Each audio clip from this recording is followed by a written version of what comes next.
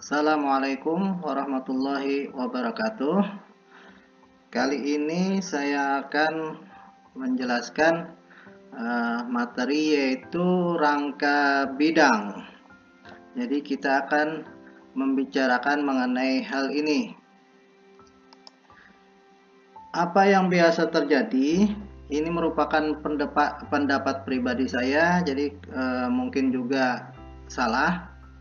Mungkin bisa dijadikan dasar pemikiran bahwa untuk menjelaskan rangka bidang itu sebenarnya ada perbedaan istilah dan kita perlu menelisik dulu apa yang disebut dengan rangka dan apa yang disebut dengan bidang. Hal ini mungkin dikarenakan karena adanya perbedaan literatur. Bagi literatur bahasa Indonesia mungkin rangka dan bidang mungkin sudah cukup dikenal, tetapi bagi literatur berbahasa Inggris terutama itu ada perbedaan istilah. Seperti apa yang terjadi, kita coba telisik. Jadi ini saya ambil awalnya adalah dari buku Francis de Cacing, bahwa untuk menelisik atau membedakan itu kita mulai secara bentuk. Apakah yang dimaksud bidang itu sebenarnya secara bentuk seperti ini? Jika ada dua buah garis atau dua buah tiang membentuk, mungkin ada sesuatu yang terjadi di situ, interaksi, dan itu adalah membentuk bidang. Tetapi bidang-bidang ini nantinya biasa ditemukan kalau kita belajar sejarah. Artinya di situ ada unsur nanti struktur yang digunakan adalah bidang dinding atau dinding penumpu, istilahnya bearing wall. Nanti kita akan bahas arahnya ke sana. Kemudian apa yang dimaksud dengan bidang itu adalah secara bentuk dia lembaran, punya luas, artinya dua dimensi, kemudian tipis.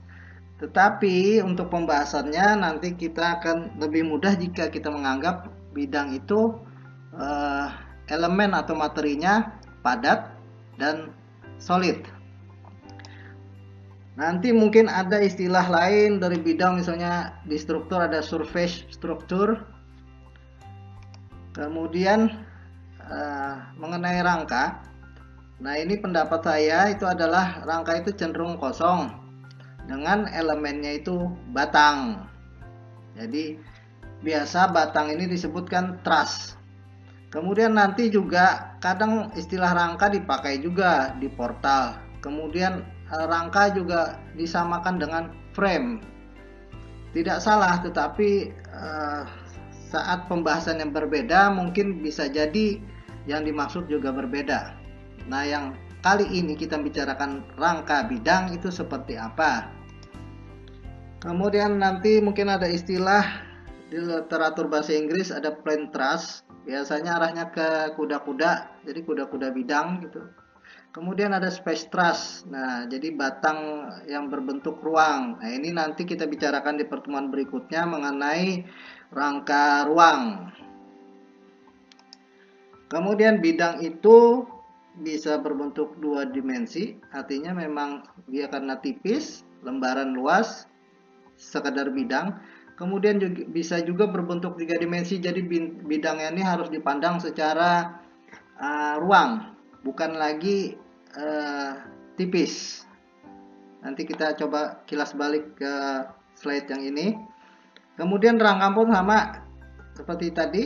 Kalau yang truss atau plain truss itu berupa bidang dua dimensi, misalnya kuda-kuda. Kemudian bisa membentuk ruang tiga dimensi, misalnya frame itu ruang. Kemudian space frame itu juga jelas ruang. Sehingga untuk mendefinisikan kita perlu dua pemahaman, yaitu secara bentuk ataupun secara elemennya. Nanti detail di slide berikutnya. Nah, yang inti dari masalah itu sebenarnya di sini, jadi mohon dicatat. Jadi bagaimana efisiensi bidang? Misalnya bidang itu padat, kemudian berat. Jadi nanti kita bahas untuk mengefisienkannya. bidang bisa ditransformasi, artinya berupa rangka. Kemudian sebaliknya, jadi ini bolak-balik. Jika kita membuat rangka tetapi ternyata kurang kuat, maka yang biasa dilakukan adalah usahanya membuat bidang. Ini aja bolak-balik. Jadi tolong ini dipahami, dicatat. Kemudian contohnya nanti setelah ini. Kemudian yang kita bicarakan juga ada beberapa elemen. Pertama adalah mengenai dinding. Jadi bidang ini mengenai dinding, yaitu secara pemikul atau bearing, biasa disebut bearing wall. Seperti contoh nanti kasus di literatur sejarah bangunan. Kemudian ada yang mengenai atap, jadi elemen atap, terutama mengenai bentang lebar, jadi ukurannya yang lebar. Nah, itu biasanya kita bicarakan struktur bidang, tetapi umumnya dibagi struktur lipat atau folded structure. Jadi kita membahas bidang tapi yang folded. Kemudian struktur cangkang atau struktur telur, biasa disebut shell. Jadi shell structure, nah itu juga berupa bidang. Nah, di sini elemennya nanti kita bedakan. Artinya mana yang berupa padat, biasanya arahnya ke struktur bidang, mana yang berupa kosong atau elemen batang, nanti arahnya ke rangka. Kapan rangka bisa dipakai secara bidang, kemudian sebaliknya, kapan bidang itu bisa ditransformasikan berupa rangka. Nah, definisi yang di tengah-tengah ini yang biasa rancu karena memang adanya modifikasi dan banyaknya variasi. Jadi di awal kita bicarakan masalah dinding, bahwa dinding itu untuk bidang itu berupa pejal seperti ini, biasa dari materialnya padat, bisa berupa panel-panel. Kemudian dinding itu kuat, tetapi jika berbentuk siku, nah itu jauh lebih kaku supaya menghindari dindingnya tidak roboh. Jadi kekakuan jika membuat siku bisa L, bisa T. Nah, nanti dinding ini sebenarnya adalah fungsinya kalau untuk bangunan gedung sebagai yang namanya shear wall. Jadi rangkanya berupa kolom balok itu kurang kuat, diperkuat dengan bidang, namanya bidang geser atau shear wall untuk di gedung tinggi. Kemudian jika bidang pun kurang kuat, biasanya dibuat bentuk kotak atau elemen tabung yang disebut core. Di tengah ini core. Jadi itu core itu merupakan bidang, tetapi jadi satu kesatuan berupa kolom besar gitu. Nah, elemen yang bidang ini pun sebenarnya tidak cuma di dinding, bisa digunakan berupa lantai. Seperti contoh ini, bisa juga benarnya bidang itu di pondasi plat, tetapi dengan gaya dan teknik pembesian misalnya untuk beton bertulang yang berbeda. Jadi materialnya pun berbeda. Kemudian jika kita bicarakan bangunan, terutama rumah 2 lantai, itu yang disebut bidang itu adalah dindingnya, kemudian lantainya pun berupa bidang, dan tidak lupa juga berupa kuda-kuda. Nah, kuda-kuda di sini membentuk plan, artinya bidang kuda-kuda, dan itu juga struktur. Jadi struktur rangka yang berupa bidang, tapi istilahnya biasa disebut kuda-kuda karena memakai kayu. Nah, kuda-kuda ini berupa bidang 2 dimensi, tetapi sebenarnya jika dia terakit menjadi satu, jadi ada pembentukan kuda-kuda, kemudian ada gording, tambah kasau dan reng, diikat jadi satu, dia membentuk sebuah struktur yang berupa ruang. Nah, dari sini pun sebenarnya rangka bidang itu nanti bergeraknya ke arah rangka ruang. Jadi ini kita balik dulu ke struktur bangunan dasar. Nah, di gedung tinggi nanti juga akan bisa diambil contoh seperti ini, bahwa yang berperan itu ternyata bidangnya adalah bidang plat lantainya. Seperti apa nanti mungkin ada pembahasan khusus mengenai gedung tinggi. Kemudian untuk memperkuat pembahasan mengenai rangka, bentuknya merupakan batang, tetapi secara material juga kadang sudah berubah dari material padat. Untuk efisiensi bisa dilakukan pengurangan volume, misalnya ada perlobangan seperti ini, tetapi dengan titik-titik tertentu sehingga mengurangi material tetapi kekuatannya tetap. Kemudian jika membentuk kuda-kuda, itu material seperti ini justru bisa lebih kuat, bentangnya bisa lebih lebar daripada kuda-kuda biasa. Jadi material pun sebenarnya berperan penting. Seperti contoh di sini. Jadi dia ini bukan kuda-kuda lagi, tetapi membentuk portal dari baja yang jadi satu, dan dia dibuat bidang.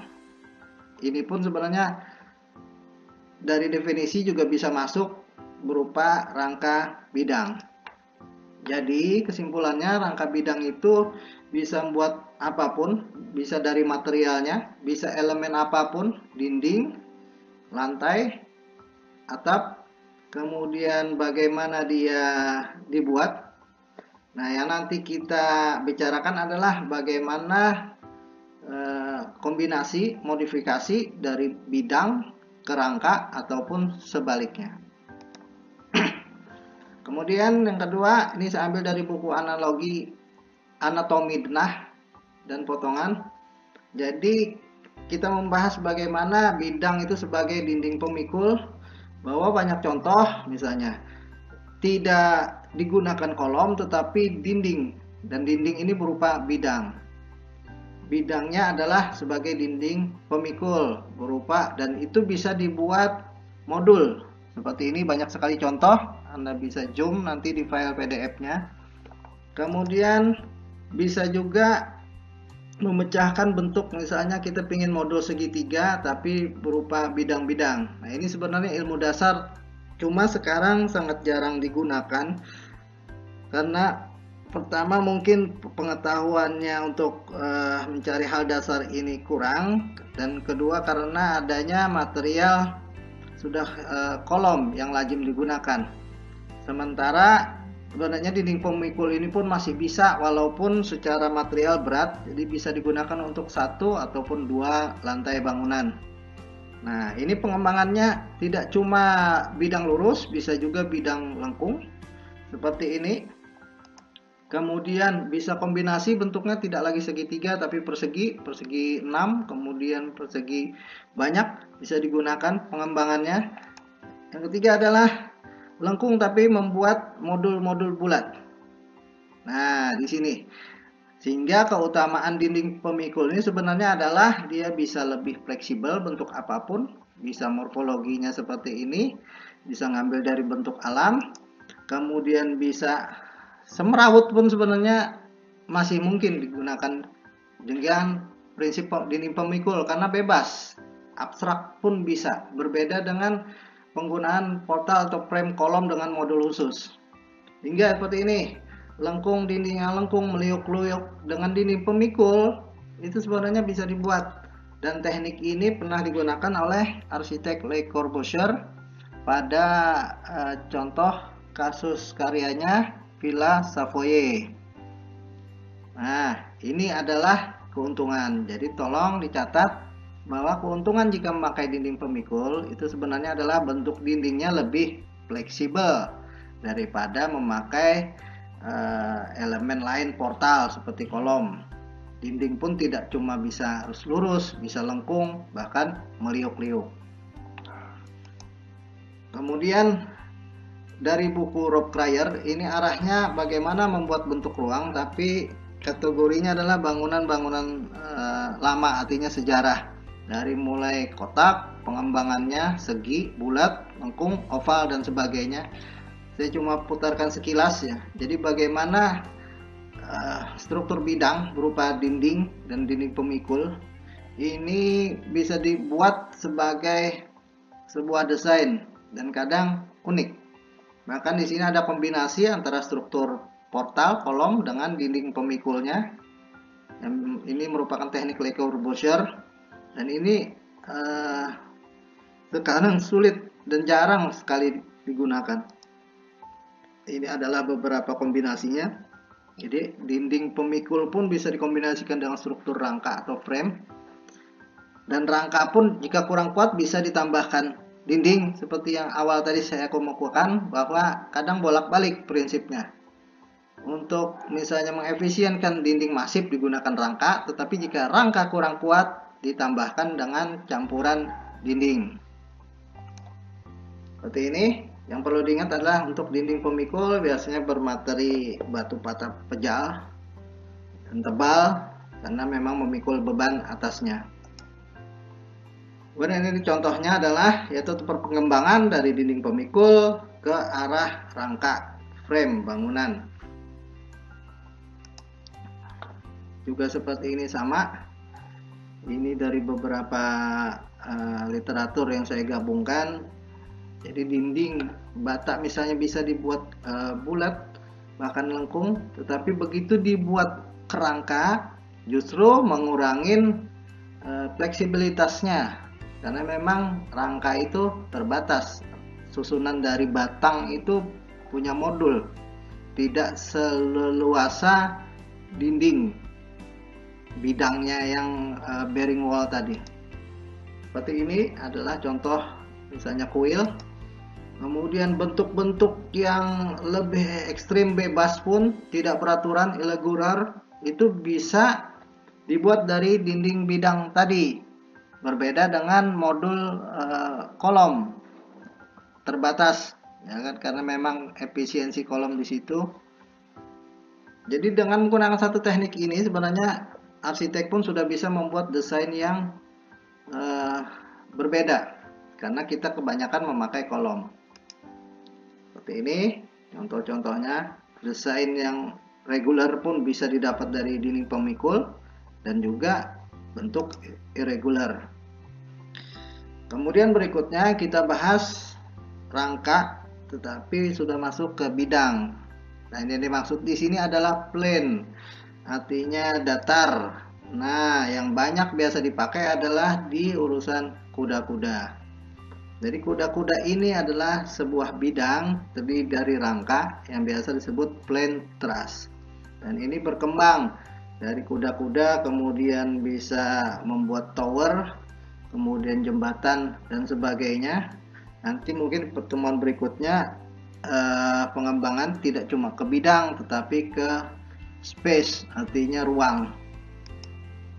Nah, yang perlu dilihat di sini adalah elemennya. Jadi begitu rangka bidang, elemennya adalah batang karena ada rangkanya.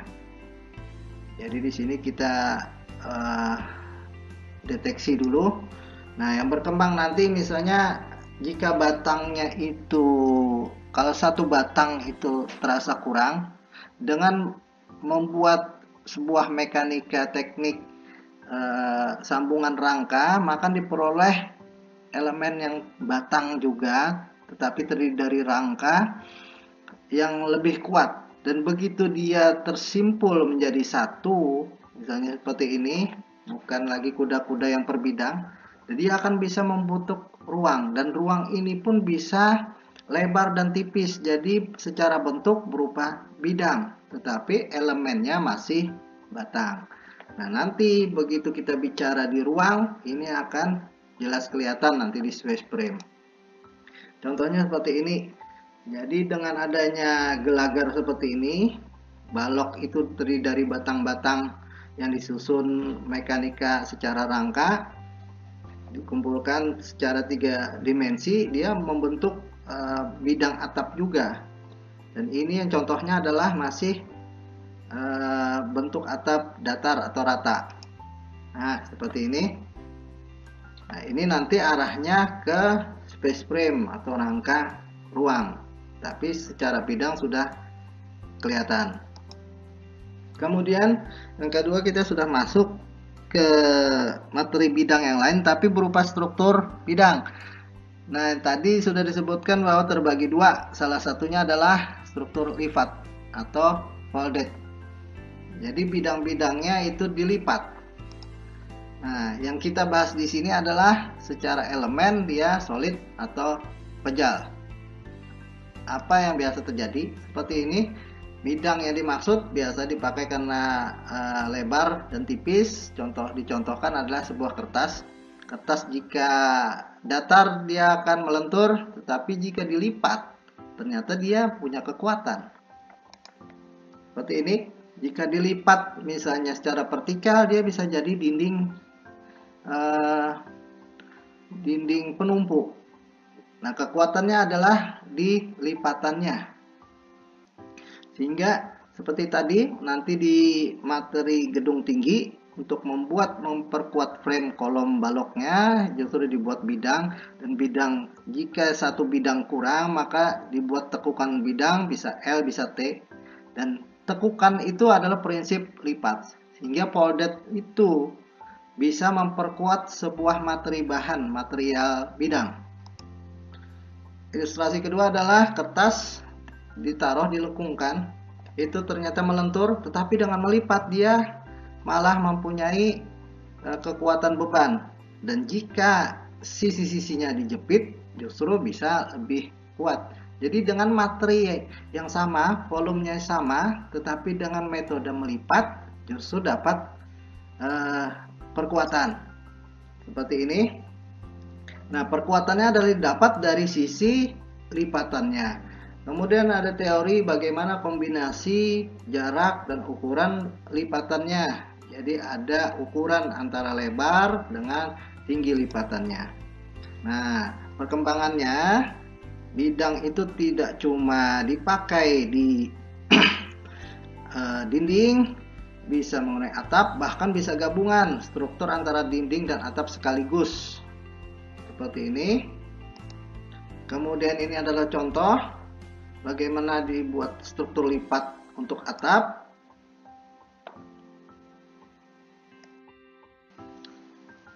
Jadi secara detail bahwa jika sebuah elemen bidang, misalnya contoh tadi yang tipis kertas, dia punya lebarnya H, kemudian tingginya B, kemudian ternyata jika menggunakan struktur lipat didapatkan rumusan ukuran seperti ini, ada proporsi antara B dan H-nya, dan di situ dengan adanya usaha melipat ini dia mempunyai kekuatan yang lebih. Jadi materinya pun sama, secara volumenya sama, tetapi ternyata mempunyai kekuatan lebih. Nah, seperti ini, sehingga dari sini sebenarnya jika ada beban di bagian puncak, dia akan langsung diteruskan ke bawah dari struktur lipat jika ini dipakai prinsip dari sebagai atap. Kemudian di tumpuan di bagian ini dia akan ternyata mendapatkan menerima penyokong dari gaya-gaya atas. Jadi kenapa bisa kuat dengan prinsip plat? Karena ternyata gayanya bisa disalurkan. Jadi kalau kertas yang datar tanpa lipatan itu justru menerima dan dia akan lengkung. Jadi dari berat sendiri pun akan lengkung, tetapi secara lipatan ternyata dia tidak cuma memperkuat diri sendiri, juga bisa menerima beban. Seperti ini, dan secara momen yang terjadi akan terlihat seperti ini. Jadi prinsipnya adalah untuk struktur bidang lipat, kekuatannya ada di lipatannya. Karena dengan melipat ternyata di situ bisa terjadi kekakuan dan bisa menerima beban. Kemudian ini salah satu contoh bangunannya. Jadi menggunakan dinding dan atapnya dengan struktur lipatan dengan bahan solid. Misalnya adalah beton bertulang. Berikutnya kita membahas urusan bidang, tetapi secara struktur disebut struktur cangkang atau shell structure. Ini biasa diambil dari kulit telur, kemudian hewan yang bercangkang. Jadi cangkangnya itu adalah pejal, solid, tetapi ternyata punya lebar. Jadi elemennya adalah elemen solid, khusus yang bidang ini. Nanti di akhir kemungkinan bisa dirubah dengan efisiensi. Jadi namanya sel itu biasanya adalah struktur lengkung. Jadi kalau tadi plat kekuatannya ada di plat, di lipatannya, di lengkung ini ternyata sesuatu itu bisa disalurkan dan bentuknya pun nanti tidak cuma lengkung tapi membentuk sebuah karakter khusus. Misalnya ada yang disebut lengkung Romawi, kemudian ada yang gotik, kemudian lengkung Arab dan sebagainya. Nanti ini dibahas di materi dome atau kubah. Tapi untuk yang secara bidang biasa dipakai seperti ini, misalnya permukaannya melengkung atau silinder. Yang sering dikenal misalnya seng. Seng itu adalah lembaran, tetapi karena dilengkungkan dia ternyata punya kekuatan. Nah, sama ilustrasi seperti ini, karena sebuah kertas bisa dilengkungkan ke bawah, artinya cekung, tapi yang sering dipakai adalah lengkung ke atas atau cembung. Jadi jika ada secara bentuknya ada lengkung seperti ini, secara mata kita bisa mendeteksi kemungkinan ada ini. Bisa saja dibentuk dari struktur bidang dengan memakai cangkang atau sel. Kemudian karena dia lengkung cembung ke atas, maka ternyata ada perpindahan gaya beban di sini. Jadi bebannya adalah terjadi paling di puncak, tetapi disalurkan melalui sisi-sisinya. Jadi kelengkungan itu merupakan sebuah sarana untuk menyalurkan beban. Nah, contohnya nanti adalah seperti bangunan seperti ini. Ini dipakai dari atapnya dengan elemen melengkung. Kemudian di sini digabungkan, jadi tidak lengkung murni tetapi dipadukan dengan adanya sambungan lipatan. Jadi dua lengkung digabungkan dengan ujung lipat. Kemudian jika dia bukan kubah tapi lengkung biasa seperti ini, maka ini biasa disebut bentuk barrel, artinya melengkung, dan strukturnya ternyata menyalurkan beban dari atas itu secara merata ke arah pinggir. Nah, karena lengkung inilah ini terjadi, sehingga seperti ini. Kemudian untuk memperkuat struktur barel ini adalah sebenarnya dibuat sebuah usaha membuat tulang. Jadi jika bagian tengahnya dibuat tulangan seperti ini, nah itu akan lebih memperkuat. Ini adalah skema-skema gayanya. Kemudian contohnya seperti ini. Jadi tulang itu membuat ada rusuknya. Jadi kalau kertas itu kita lengkungkan, kita tambahkan dengan misalnya ada kawat atau ada besi sebagai usuknya, dia akan menahan. Berikutnya kita membahas khusus rangkanya dulu berupa elemen batang. Jadi kalau kita membuat rangka itu secara khusus elemennya adalah batang. Tetapi di sini ternyata elemen rangka ini bisa saja tidak lagi sebagai kuda-kuda atau plane, tetapi bisa membuat sebuah bidang seperti ini. Nah, ini yang kita bahas nanti di struktur ruang. Jadi rangka itu bisa membentuk sebuah struktur bidang, tapi elemennya berupa batang atau rangka. Kalau yang murni struktur bidang tadi elemennya adalah solid. Nah, ini rangka. Jadi balik ke awal, ya kan?